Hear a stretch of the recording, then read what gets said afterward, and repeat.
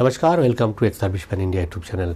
दोस्तों, disability pension के बारे में बहुत सारे रूल्स एंड रेगुलेशन में समय समय पर चेंज हुआ है, पर कुछ डाउट्स तो रह जाता है क्योंकि डिसेबिलिटी पेंशन बहुत लोगों को मिलता है, बहुत लोगों को नहीं मिलता है। जिनको मिलता है उसका पीछे कोई ना कोई एक रूल्स कोड करके देते हैं पीसीडीए वालों ने, पर कुछ ऐसे जगह है जहाँ पे आपको लगता है कि ये गलत हो रहा है, जो रूल बना है वो भी गलत है। ये तो आप भी मानते हैं, हम भी मानते हैं और हम सब जानते हैं, पर इस पर गौर करने वाला जो अथॉरिटी है, यानी कि रक्षा मंत्री, मिनिस्टर ऑफ डिफेंस, वहाँ का एक एक्सपर्ट कमेटी हर साल जो बैठते हैं, और वो जो एक्सपर्ट कमेटी है उनके पास कुछ एजेंडा रहता है। जो भी आपका प्रॉब्लम्स है उस प्रॉब्लम को आगे तक वो पहुंचाते हैं। कमेटी एक रिकमेंड करते हैं, कमेटी का कुछ रिकमेंडेशन रहता है और उस रिकमेंडेशन को पहुंचाया जाता है कंसर्न अथॉरिटी का पास। तो ऐसे ही सीजीडीए का पास आपका डिसेबिलिटी पेंशन का ये एक प्रॉब्लम था। जैसे कि आप देख सकते हैं, इस प्रॉब्लम को लेकर के सीजीडीए के पास इन्होंने रिप्रेजेंटेशन दिया था, रक्षा मंत्री का जो एक्सपर्ट कमेटी है। पर सीजीडीए ने इस पर जो बताया वो इस प्रकार है, जैसे कि आप देख सकते हैं। रक्षा मंत्री का ये रिकमेंडेशन था कि before completion of qualifying service for pension, यानी कि 15 साल से नीचे वाला जो लोग है, वो अगर उनका डिसेबिलिटी अगर एट्रीब्यूटेबल या एग्रीवेटेड है और अदर देन इनवैलिडमेंट वो रिलीज होते हैं या रिटायरमेंट लेते हैं, तो उनको भी डिसेबिलिटी पेंशन सर्विस एलिमेंट मिलना चाहिए।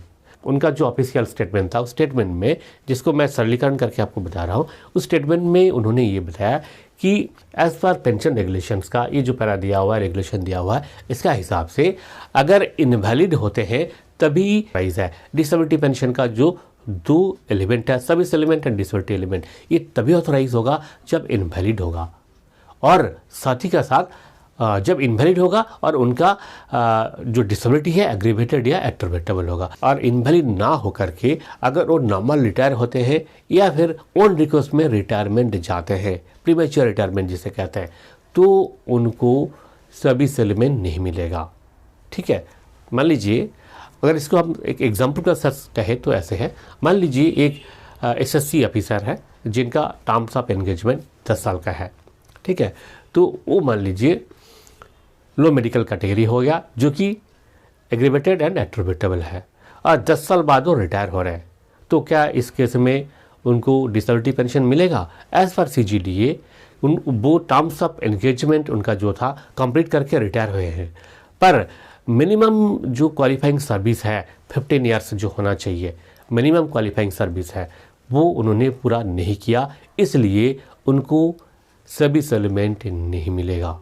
ठीक है, ये उनका कहना है।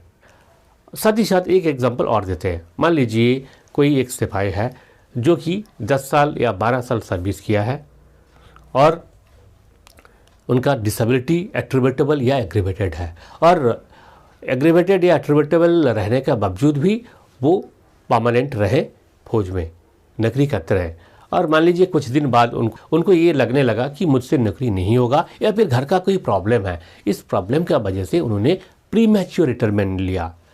Pre mature retirement, this is not unwillingness for सेल्टार्ड अपॉइंटमेंट। सेल्टार्ड अपॉइंटमेंट का बात मैं नहीं कर रहा हूँ, ये वो अलग चीज़ है, क्योंकि as per regulation 95 सेल्टार्ड appointment unwilling करके अगर आप रिलीज होते हैं तो वो इनवैलिड बोर्ड आउट माना जाएगा। पर अगर आप प्री मैच्योर लेते हैं, प्री मैच्योर रिटायरमेंट लेते हैं और रिक्वेस्ट में, तो उस केस में क्या होगा? एज पर सीजीडीए का ये जो स्टेटमेंट है, इस केस में उनको डिसेबिलिटी पेंशन नहीं मिलेगा, सर्विस एलिमेंट भी नहीं मिलेगा, कुछ नहीं मिलेगा। ठीक है, ये वेरी सिंपल सा उनका जवाब है। तो ये चीज़ें आपको जानना ज़रूरी था। इस बारे में ज़्यादा जानना चाहते हैं तो आप ज़रूर हमारा जो वेबसाइट है वहाँ विजिट करें। फिर मिलेंगे अगले वीडियो में ऐसे ही कोई इंपॉर्टेंट जानकारी के साथ। नमस्कार, जय हिंद, जय भारत।